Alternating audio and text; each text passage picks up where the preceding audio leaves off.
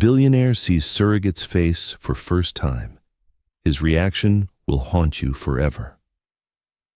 Winston's hands trembled as he stared at the sonogram image, his unborn child's heartbeat filling the silence. The surrogate mother turned toward him, and those familiar brown eyes, eyes he'd mourned for 12 years, met his across the sterile room. "Hello, Winston," Corinne whispered, her voice breaking the impossible. The medical equipment beeped frantically as his world shattered and rebuilt itself in a single breath. "How do you love a ghost carrying your child?" The ultrasound wand clattered to the floor as Dr. Suki Ling looked between them in confusion. Winston's chest constricted as those impossibly warm brown eyes, eyes that had haunted his dreams for over a decade, blinked back at him with equal shock. The woman lying on the examination table, her belly rounded with his child, was supposed to be dead. "I'm sorry, do you two know each other?" Dr. Ling asked, her professional composure faltering. Winston couldn't speak. 12 years of grief and rage and desperate longing crashed over him like a tsunami. The chart in Dr. Ling's hands read, Corinne Brockett, but he knew every freckle on that face, every curve of those lips he'd kissed goodbye before she supposedly died in a car crash on Highway 95. "You're dead," the words ripped from his throat. "I watched them lower your casket into the ground." Dr. Ling stepped backward. "Perhaps I should give you both a moment." "No." Winston's voice carried the authority of a man who had built an empire from grief. "Don't leave. She might disappear again."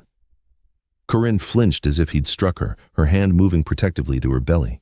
Their child. The impossibility made his head spin. "How?" he whispered, moving closer despite every instinct screaming at him to run. "How are you here? How are you alive? How are you carrying my child?" "The accident was real." Corinne's voice grew steadier. "I was in that car when it went off the bridge, but I survived. Someone else was driving, a hitchhiker with my identification. By the time I woke up 3 days later, everyone thought I was dead, including you." Winston gripped the examination table. 3 days? You were conscious after 3 days and you never called me?"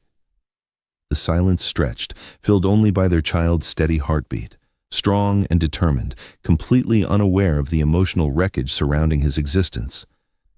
"I couldn't," she whispered. "You have to understand I couldn't." "Couldn't or wouldn't?" His business instincts kicked in. "Because there's a difference, Corinne. There's a hell of a difference." "Your mother came to see me in the hospital." Corinne's words fell like stones into still water. "Imogen visited me when I was barely conscious, still drugged from surgery. She told me that if I ever contacted you again, she would destroy not just me, but everyone I loved." Winston felt the world tilt sideways. That's not possible."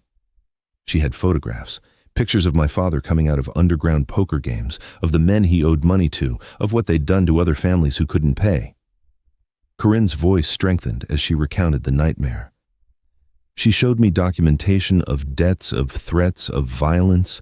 She made it clear that staying dead was the only way to keep everyone I loved alive." "So you agreed?" "I was 22, Winston. I'd just survived a crash that should have killed me. I was alone, and the most powerful woman in the city was telling me that loving you would get my family murdered. What choice did I have?" Winston felt something fundamental break inside his chest. The grief that had shaped every decision and relationship since had been orchestrated by his own mother. When Corinne tried to leave the appointment, Winston blocked her path. "You don't get to disappear again," he said, his voice raw. Their bodies were inches apart, her pregnant belly between them, and the air crackled with 12 years of grief, anger, and undeniable attraction. Dr. Ling suggested they continue separately, but Winston refused to leave. When Corinne sat up from the examination table, he instinctively moved to steady her, his hand supporting her back as she maneuvered around her belly. The touch was electric. 12 years vanished, and suddenly he was 25 again, helping her from his truck after midnight dates they'd hidden from his family. Her skin was warm beneath the thin fabric, and she smelled the same, vanilla and something indefinably her that had never left his memory. She went completely still the moment his hand touched her back. Their eyes met, and for a heartbeat, the years dissolved. They were just Winston and Corinne again, the couple who had planned to elope before the world tore them apart. "You feel it too, don't you?" he whispered. "Like no time has passed at all." Some things never change, Winston, she breathed. That's what terrifies me. Reality crashed back. She was pregnant with his child through a surrogacy arrangement. She had been legally dead for 12 years. Nothing about this was simple. "Thank you," she whispered as he helped her to her feet, his hand lingering longer than necessary. "You need to tell me everything," he said quietly. "Tomorrow evening. No more lies, no more letting me think you're dead when you're standing right in front of me." Corinne nodded, emotion clogging her throat. She gathered her things with trembling hands. "Corinne." Her name on his lips stopped her at the threshold. "Just so we're clear, I'm not letting you disappear again. Whatever reasons you had for faking your death, we're facing them together this time." Hope flickered in her eyes, then died. "Winston, you don't understand. Some things are more dangerous than you know. Then help me understand." She stared at him for a long moment, memorizing his face. He was older now, marked by years of responsibility and loss, but his eyes were the same, intense, determined, capable of seeing straight through to her soul. "Tomorrow," she whispered. "I'll try to explain tomorrow." Have you ever discovered someone you thought was lost forever was alive all along? How would you react in Winston's shoes, with anger or relief? Tell me your story in the comments. Let me know where you're watching from, and subscribe if this impossible reunion is already pulling at your heartstrings. The next evening, Winston arrived at Corinne's modest apartment, a stark contrast to the luxury she'd once known with him. The space was filled with baby items she'd collected over the years, a shrine to families she was helping create for others. "I've been working as a surrogate for 3 years, she explained as they sat on her small couch. "The accident left me unable to have children of my own. Surrogacy lets me experience pregnancy and motherhood, even if I can never be a mother myself." Winston absorbed this revelation, another piece of the puzzle that was her hidden life. "And you chose my case specifically?" "I chose it because it was anonymous, clinical, safe. I thought it would be straightforward. Carry a child for 9 months, help someone build a family, move on." She looked down at her hands. "I had no idea it was you until that moment in Dr. Ling's office." "Corinne, I need to know what happened after the accident. All of it." She took a shaky breath. "Your mother paid for my medical care, helped create a new identity. I spent 5 years learning to be Corinne Brockett, then 7 more trying to build something meaningful from the ashes. She let me grieve for 12 years. Winston's voice was deadly quiet. "She watched me build a monument to lost love while knowing exactly where you were. I wanted to contact you so many times, but you didn't. Because I believed her threats were real, because I thought I was protecting you." Winston stood and began pacing her small living room. "Protection isn't the same as partnership, Corinne, and partnership is what we should have had. I was trying to keep you safe. You were trying to sacrifice yourself for me. Again." He stopped in front of her. "Do you trust me?" "What?" "Do you trust that I'm not the naive 25-year-old who let his mother control his life? Do you trust that I have resources now, connections, the ability to protect what matters to me?" She studied his face, the confidence that came from building a business empire, the determination that had shaped him into a man who didn't back down from challenges. "Yes," she whispered. "I trust you. Then trust me enough to let me fight for us this time." The next morning, they visited a lawyer together to discuss the surrogacy contract. During the meeting, when Corinne adjusted her position and her fingers accidentally brushed Winston's, electricity shot through both of them. He caught her eye, and the awareness between them was palpable. That afternoon, paparazzi discovered Winston Crandall's mystery surrogate leaving the medical building. When photographers ambushed Corinne, Winston appeared from nowhere, shielding her with his body, pulling her against his chest. For a moment, they fit together perfectly, like no time had passed. "I won't let them hurt you," he whispered in her ear, his breath warm against her skin. She shivered, her body remembering exactly how it felt to be protected by this man. Later that evening, Winston found Corinne in a baby store, standing in the infant clothing section with tears streaming down her face. She was holding a tiny blue onesie, and her expression was heartbreaking. "Hey," he said softly, approaching carefully. "What's wrong?" I do this sometimes, she admitted, not looking at him. Come here and pretend I'm shopping for my own baby. Pretend that someday I'll have a son to dress in little clothes like this. Winston's chest tightened. You will have a son. Our son. But he won't be mine to keep, Winston. The contract is very clear about that. Without thinking, Winston moved behind her, his arms circling her waist, his hands covering hers on her growing belly. He's already yours, Corinne. You're carrying him. You're taking care of him. You love him. That makes you his mother, regardless of what any contract says. She leaned back against his chest, allowing herself this moment of comfort. What if your mother was right? What if I'm not good enough for this world, for this family? My mother was wrong about everything. Winston turned her in his arms, tilting her chin up so she had to look at him. You're not just good enough. You're everything I've been missing for 12 years.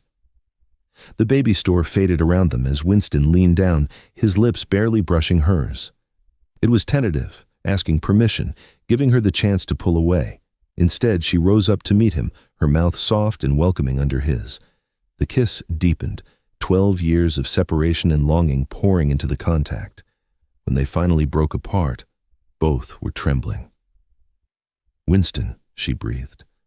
I know this is complicated, he said, his forehead resting against hers. I know there are legal issues and family drama and probably a dozen problems I haven't thought of yet. But I also know I never stopped loving you. I never stopped loving you either. Then we'll figure out the rest together. The store's closing announcement interrupted them, but as they walked to Winston's car, his arm around her shoulders, both felt something they hadn't experienced in 12 years. Hope. Chapter 2. 3 days later, Corinne sat in Winston's downtown office, watching him pace behind his massive desk. At 14 weeks pregnant, her condition was becoming more obvious, and the stress of their situation was taking its toll. Kenjiro found something, Winston said, settling into the chair across from her rather than behind his desk. A gesture that made the conversation feel personal rather than business. About the surrogacy matching process. What kind of something? The algorithm that matched us wasn't random. Someone with access to the system made sure we'd be paired together. Winston's expression was grim. My mother has been orchestrating this from the beginning. Corinne felt the blood drain from her face. She knew it was me. Not initially, but she's been tracking surrogates in the database, looking for someone who met very specific criteria. When your profile became available 6 months ago, after your previous clients relocated, she recognized you. So she manipulated the matching system to ensure we'd find each other again. Because she needs an heir, and I've shown no interest in marrying anyone else. A surrogacy arrangement would give her the grandchild she wants without the complications of a daughter-in-law she couldn't control. Corinne's hands moved protectively to her belly. And once the baby is born, the contract gives me complete custody with no ongoing rights for you. She gets exactly what she wants, a Crandall heir with no inconvenient emotional attachments. Except we do have emotional attachments. Exactly. Winston leaned forward, taking her hands in his, which is why we're going to change the game entirely. How? By getting married, by making you my wife before our son is born, which automatically gives you full parental rights regardless of any surrogacy contract. Corinne stared at him. Winston, you can't be serious. I've never been more serious about anything in my life. He dropped to one knee beside her chair, still holding her hands. Corinne Jameson, I know this isn't the romantic proposal you deserved 12 years ago. I know the circumstances are complicated and the timing is crazy. But I also know that I lost you once because I was too young to fight for you, and I'm not making that mistake again. This is insane. This is love. This is choosing each other despite every obstacle trying to keep us apart. Winston's voice grew stronger. Marry me, Corinne. Not because of contracts or legal strategies or family manipulation, but because we belong together. Because our son deserves parents who love each other as much as they love him. Tears spilled down her cheeks. Your mother will never accept this. My mother doesn't get a vote. The only votes that matter are ours. He squeezed her hands gently. What do you say? Will you marry me? Yes, she whispered, then louder. Yes, absolutely yes. Winston stood and kissed her with 12 years of separation and a lifetime of commitment behind it. When they broke apart, both were crying and laughing simultaneously. "There's one more thing," Winston said, pulling a small velvet box from his jacket pocket. "I bought this 12 years ago. I've been carrying it ever since." Inside was a simple diamond ring, elegant and timeless, exactly what she would have chosen when they were young and planning to elope. "It's perfect," she breathed as he slipped it onto her finger. "It's absolutely perfect." That evening, they had dinner at Winston's penthouse, cooking together in his modern kitchen with surprising ease. 12 years had changed them both, but their fundamental compatibility remained intact. "We could have a small ceremony," Winston suggested as they cleaned up. "Just immediate family, maybe in the garden of my house, our house." "Our house? If you want to live there. We can renovate, redecorate, make it ours instead of just mine." Winston dried his hands and turned to face her. "Or we can find somewhere new, somewhere without any history or expectations." Corinne considered this, her engagement ring catching the light. "I think I'd like to start fresh. Find a place that's ours from the beginning." "Then that's what we'll do." As they moved to the living room, Winston's phone buzzed with a text from his mother. "Dinner tomorrow night, 7 p.m.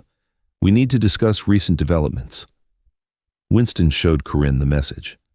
"She knows about the engagement." "How?" "She probably has people monitoring my activities. She knows we've been spending time together, and she definitely knows you're not behaving like a typical surrogate." Winston pulled Corinne closer to him on the couch. "The question is, do we tell her ourselves or let her figure it out?" "Tell her. If we're going to build a marriage on honesty, we start now. Even if it means a confrontation." "Especially if it means a confrontation." Corinne's voice carried quiet strength. "Winston, I spent 12 years hiding from conflicts, avoiding difficult conversations, protecting myself by staying invisible. I'm not doing that anymore." "Then we face her together." "Together." Winston typed a response. 7 p.m. confirmed. Corinne will be joining me. We have news to share." His mother's reply was immediate. "How lovely. I look forward to our conversation."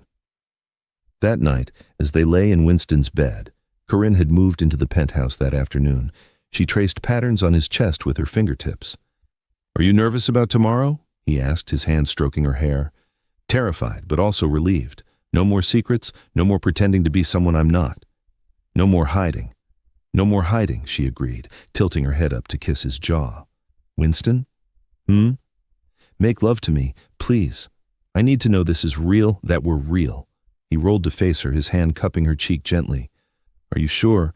The baby is fine. Dr. Ling said normal activity is perfectly safe." Corinne's eyes searched his face. "I need to feel connected to you. I need to remember what it's like to be loved completely." Winston kissed her softly, then deeper as she responded with equal hunger. They undressed each other slowly, relearning familiar territory made new by time and experience. When he touched her, she arched into his hands, her body remembering exactly how perfectly they fit together. "You're so beautiful," he whispered against her throat, his lips tracing the delicate line of her collarbone. "Even more beautiful than I remembered." "Winston," she breathed, her hands tangling in his hair as he explored her changed body with reverent attention. They moved together with the desperate tenderness of lovers reunited after impossible separation. Every touch, every kiss, every whispered word was both familiar and new, both memory and promise. When they finally joined completely, both cried out at the rightness of it, the sense of coming home. Afterward, they lay entwined, her head on his chest, his hands protectively cradling her belly where their son grew. "I love you," Winston said quietly. "I never stopped loving you, not for a single day in 12 years. I love you too, and tomorrow, no matter what your mother says or does, we face it together." "Together," he agreed, pressing a kiss to the top of her head. "Forever." Chapter 3. The Crandall family estate felt like entering a battlefield as Winston and Corinne arrived for dinner. Imogen waited in the blue drawing room, impeccably dressed and radiating the kind of controlled power that had intimidated Corinne 12 years ago.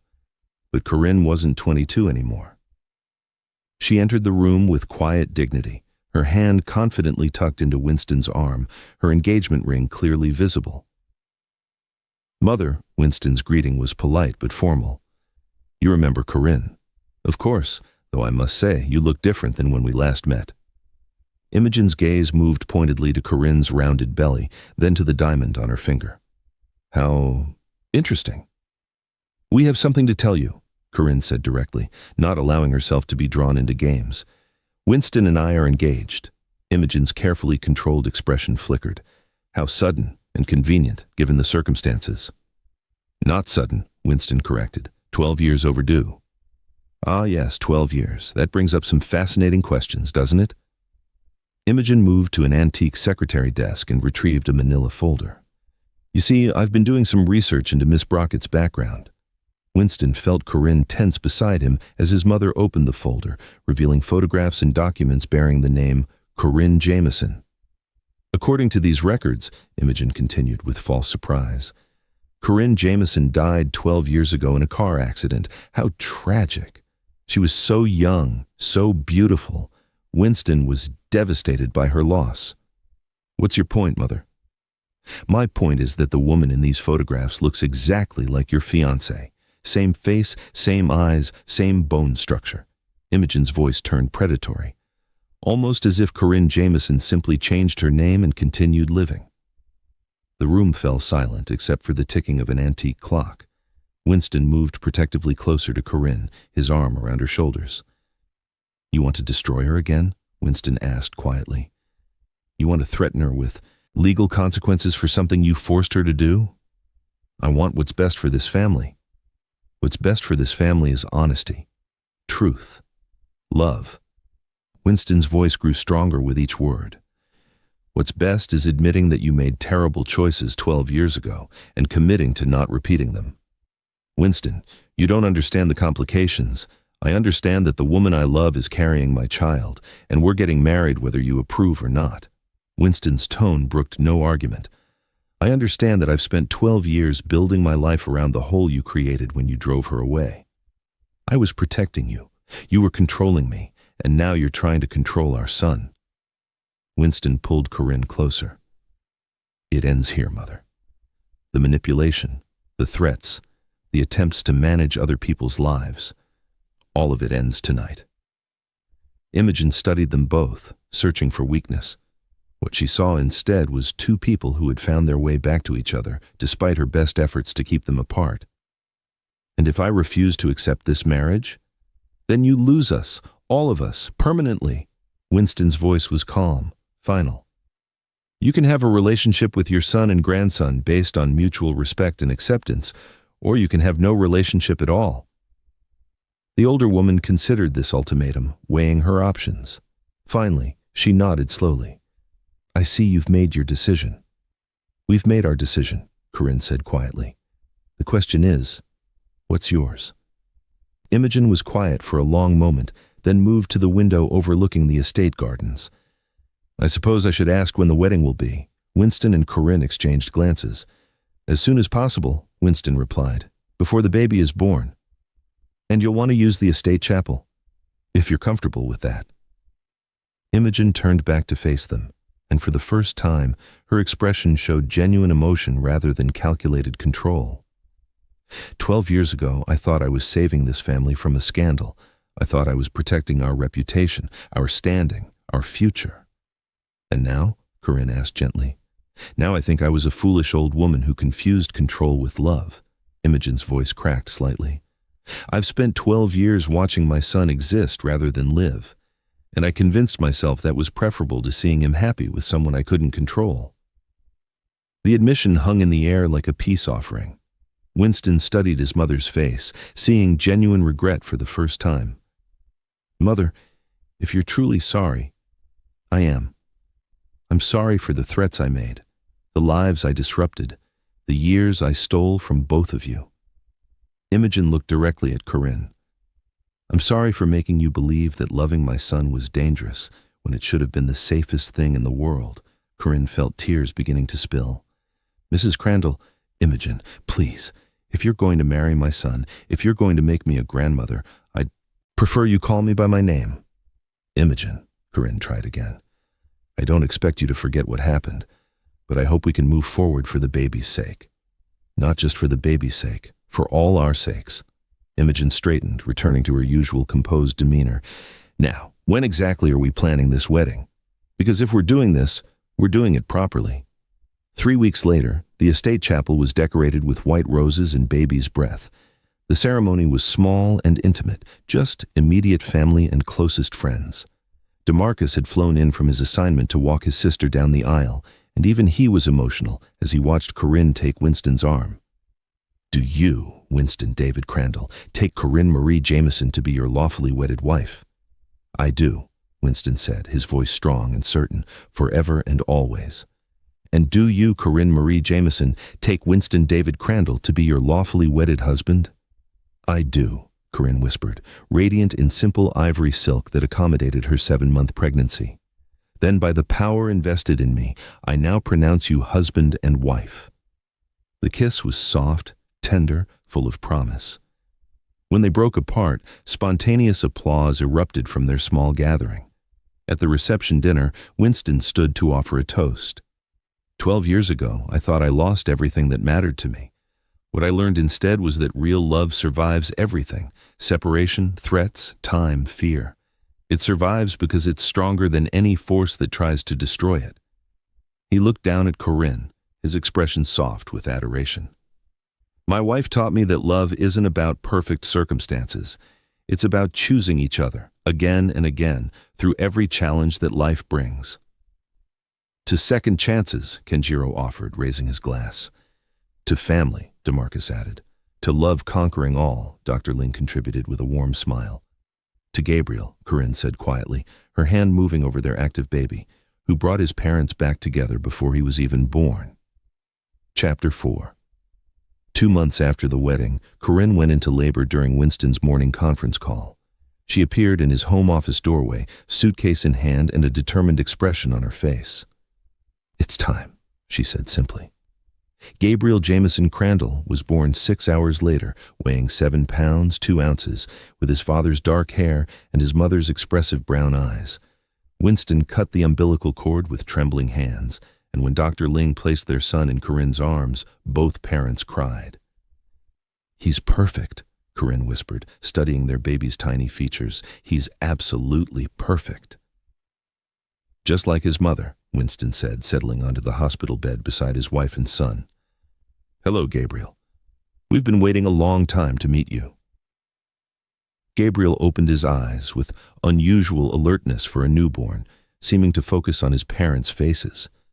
Winston gently took one tiny hand, marveling at the perfect miniature fingers that immediately curled around his own. He's strong, Winston observed with pride. He's going to have to be, with parents like us, Corinne replied with tired radiance, but he'll never have to wonder if he's loved. Never, Winston agreed, pressing kisses to both his wife's temple and his son's forehead. Their family circle began arriving quietly. DeMarcus entered first, his federal agent exterior melting at the sight of his nephew. Kenjiro followed with enormous flowers and wonder on his face. Dr. Ling made her professional rounds with maternal satisfaction. Finally, Imogen appeared in the doorway, uncertainty replacing her usual composure. She hadn't been sure she'd be welcome at this intimate moment. Come meet your grandson, Corinne said gently. Imogen approached slowly, tears filling her eyes as she looked at the baby who represented redemption for the Crandall family. He's beautiful, she whispered.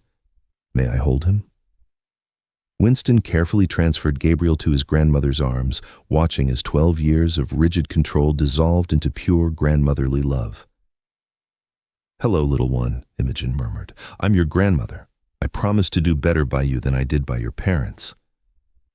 It wasn't an explicit apology, but it was acknowledgement and commitment to change. Winston squeezed his mother's shoulder, accepting her plea for forgiveness. As evening settled over the hospital, their visitors departed, leaving Winston and Corinne alone with their son for the first time as a complete family. What are you thinking about? Winston asked, noticing Corinne's contemplative expression as she watched their sleeping baby. I was thinking about that first day in Dr. Ling's office, how impossible everything seemed. And now? Now I think maybe the obstacles were just making sure we were ready to be the parents Gabriel deserves. Winston settled in the chair beside her bed, his hand finding hers. Do you think we're ready? I think we're as ready as anyone can be. We'll make mistakes, disagree about things, figure out how to balance everything. Corinne smiled at their sleeping son. But we'll figure it out together. Together, Winston agreed. Always together. Gabriel stirred slightly, his tiny mouth moving as if already trying to form words. His parents watched with the fascination of new parents everywhere, seeing infinite possibility in every small movement. I have something for you, Winston said, reaching into his jacket pocket. He pulled out a small box containing an elegant pendant, a diamond surrounded by smaller stones. It's a mother's necklace, he explained as he fastened it around her neck. The center stone represents Gabriel, and we can add stones for any other children we have. Other children? If you want them. If we decide our family isn't complete. Corinne touched the pendant gently, then looked up at her husband with eyes full of love and possibility. I'd like that. I'd like to give Gabriel siblings. Then we will. We have all the time in the world now. This story is reaching its beautiful conclusion. Have you ever had to choose between safety and love? Do you believe some connections are strong enough to survive any separation? Share your thoughts about second chances in the comments below, and subscribe if this incredible journey of love, conquering impossible odds, has touched your heart. Outside the hospital room, the city continued its rhythm, millions of people living their own stories.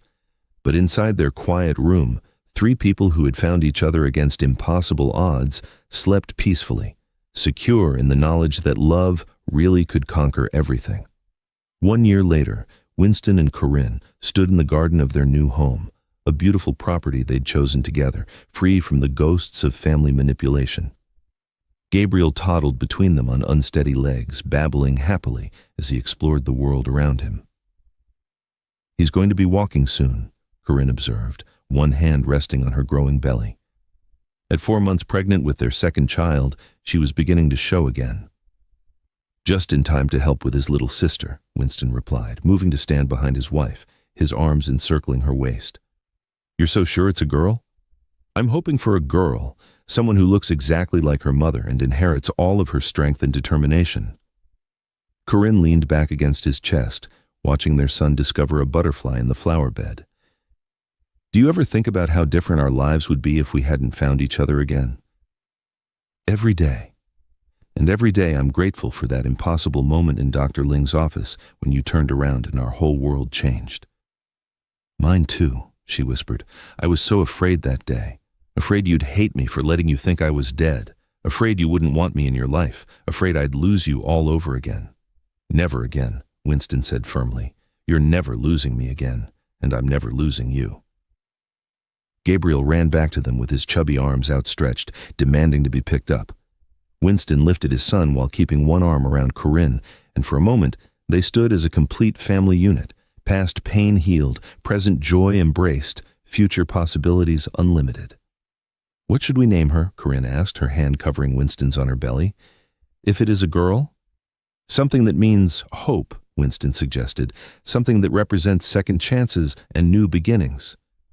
Hope, Corinne agreed. Hope Jameson Crandall. For the hope that brought us back together and the hope we want to give our children for their own futures. Perfect, Winston said, pressing a kiss to her temple. Just like this moment, just like our family, just like the life we've built together. Gabriel clapped his hands and laughed, as if he approved of his parents' conversation about his future sister. The butterfly he'd been chasing landed gently on Corinne's shoulder, before fluttering away toward the roses Winston had planted to replace the ones from his mother's formal garden. Winston, Corinne said softly. Yes? Thank you. For what? For fighting for us, for refusing to let me disappear again, for showing me that love really can be stronger than fear. Thank you for coming back to life, he replied, his voice thick with emotion. Thank you for carrying our children, for rebuilding our family, for proving that some connections really can survive anything. They stood together in their garden, surrounded by the symbols of the life they'd created from the ashes of what they'd lost. Gabriel played at their feet. Hope grew safely in Corinne's womb. And somewhere in the distance, Imogen was probably planning elaborate birthday parties for grandchildren she'd once tried to prevent from existing. Do you think she's really changed? Corinne asked, following Winston's gaze toward the main house where his mother lived in the renovated guest wing they'd built for her. I think she's trying to change, and I think Gabriel's helping her remember what family's supposed to feel like. Winston watched his son toddle toward a patch of daisies. She reads to him every night, you know, and yesterday I caught her teaching him how to say Mama and Papa instead of trying to get him to call her Grandmother Imogen like she originally planned. Small steps. Small steps that add up to big changes. Winston turned Corinne in his arms so he could see her face. Just like us. We didn't fix everything overnight. We're still figuring out how to be married after 12 years apart, still learning each other's routines, still negotiating whose turn it is to change diapers. But it's working.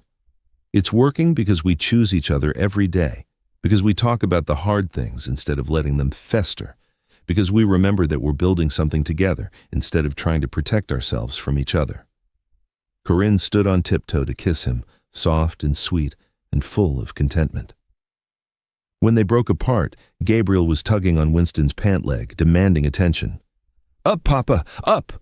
Winston lifted his son, who immediately began chattering about the butterfly, the flowers, and everything else in his expanding vocabulary. Corinne watched her husband and son with complete happiness, her hand resting on the life growing inside her. This was what she'd dreamed of 12 years ago when they were young and planning their elopement. This was what she'd grieved for during all those years of hiding. This was what she'd been afraid to hope for, even after Winston found her again. A family. Simple, complicated, imperfect, and absolutely perfect, all at the same time. "I love you both," she said, encompassing her husband and son in her gaze. "I love our life, our home, our future." "We love you too," Winston replied, speaking for both himself and Gabriel, who was now trying to catch soap bubbles that had drifted over from a neighbor's yard. More than we ever thought it was possible to love anyone. As the afternoon sun began to set, they moved toward the house for Gabriel's dinner and bath time. The routine was comfortable now, Corinne preparing Gabriel's food while Winston cleaned up toys, both of them moving around their kitchen with the easy familiarity of partners who had learned to share space and responsibilities. "Tomorrow is the anniversary," Corinne mentioned as they settled Gabriel into his high chair. Winston paused in wiping down the counter. Tomorrow marked exactly 2 years since that impossible moment in Dr. Ling's office when their eyes had met across a sonogram image. 2 years since you came back from the dead, he said with wonder. 2 years since everything changed. Do you want to do something special? Celebrate? I want to do exactly what we're doing right now, Winston replied, moving to stand behind her chair as she fed Gabriel his dinner. I want to be home with my wife and son, talking about ordinary things, planning ordinary days. I want to celebrate how beautifully normal our life has become. Normal, Corinne repeated with a laugh. I never thought I'd want normal so much. Normal with you is the greatest adventure I could ask for. That evening, after Gabriel was asleep in his nursery, Winston and Corinne sat on their bedroom balcony, looking out over the garden they'd planted together. The night air was warm, filled with the scent of jasmine and roses, and Corinne was curled against Winston's side with her feet tucked under her. I have something to confess, she said quietly. What kind of confession? Sometimes I'm still afraid I'm going to wake up and this will all be a dream, that I'll be back in that tiny apartment, alone, pretending to be someone else. Winston's arms tightened around her. It's not a dream, sweetheart. This is real. The house, the marriage, Gabriel, the baby on the way, all of it. I know. Logically, I know. But 12 years of hiding don't disappear overnight. Then I'll keep reminding you. Every morning when you wake up, every night when we go to sleep, every time you look uncertain, I'll remind you that you're home, that you're safe, that you're exactly where you belong. And if I have bad days, if the fears come back, then we'll deal with them together, just like we deal with everything else. Winston pressed a kiss to the top of her head. Corinne, you spent 12 years being strong all by yourself. You don't have to do that anymore. It's still hard to believe sometimes that I get to keep this, that no one is going to take it away. No one can take it away because we won't let them, because we learned how to fight for each other. Winston cupped her face gently, looking into her eyes. We survived 12 years of separation, criminal threats, family manipulation, and legal complications. Whatever challenges come next, they're nothing compared to what we've already overcome. Corinne placed her hand over his, turning to kiss his palm. I love how certain you sound. I am certain. About you, about us, about our family. I'm certain that we're meant to be together, that Gabriel and Hope are meant to be our children, that this life we're building is meant to be our future. Even when I'm hormonal and emotional and probably going to cry over commercials for the next 5 months.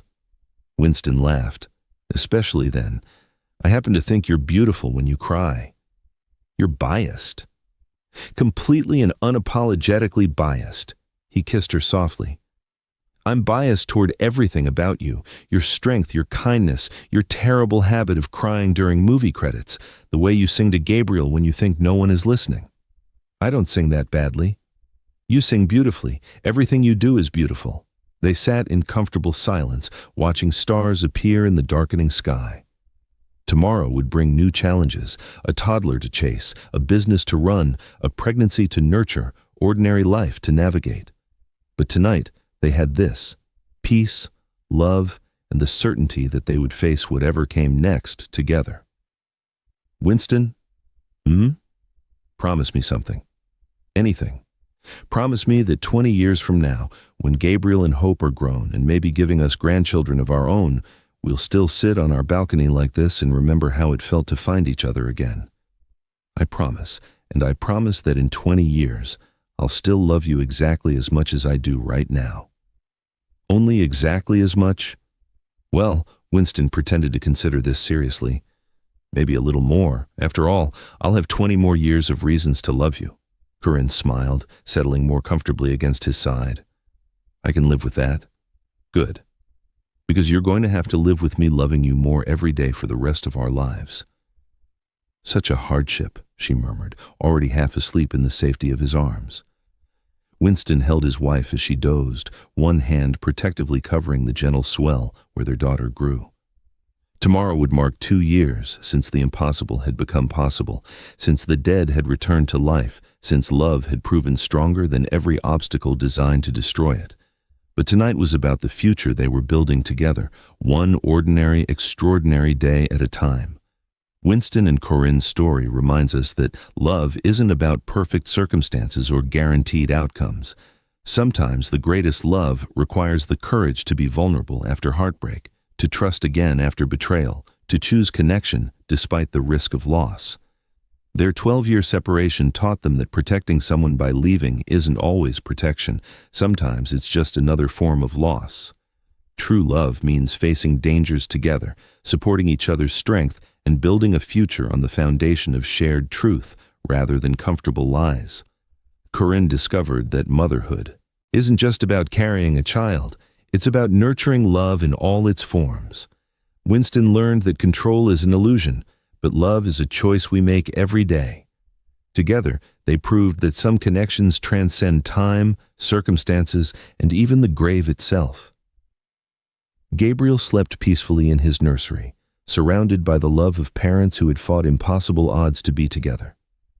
Hope grew safely in her mother's womb, already cherished by a family that understood the precious nature of second chances. And in the guest wing of their home, Imogen Crandall sat reading bedtime stories to stuffed animals, practicing for tomorrow night's ritual with her grandson, slowly learning that love given freely is infinitely more powerful than love demanded through control. Have you ever had to choose between safety and love? Do you believe some connections are strong enough to survive any separation? What would you have done in Winston's position when he discovered Corinne was alive? Share your thoughts about second chances in the comments below. If this story moved you, please give it a thumbs up and subscribe to Dear Love Diaries for more heartfelt stories about love, loss, and the courage to try again. Tomorrow, we'll explore another incredible story of love, conquering impossible odds. Until then, remember that the heart you've given up on might be the very heart meant to complete your story.